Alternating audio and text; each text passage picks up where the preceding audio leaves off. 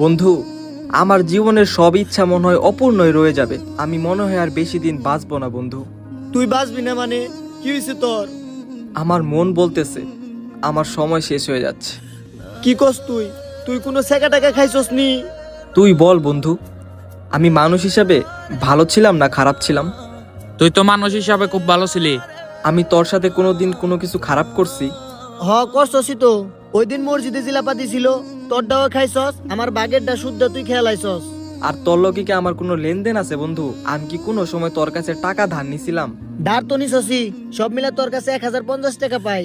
আচ্ছা বন্ধু, ওইটার আর দাবি রাখিস না, হ্যাঁ? কিন্তু এটা ক, তুই বাঁচবি না কি লিগে? এই শীতের দিনে আজ 15 দিন হয়ে যায় আমি গোসল করি নাই। তাই আজ গোসলে যাইতাছি বন্ধু। বেঁচে থাকলে আবার দেখা হইব face to face, eye to I.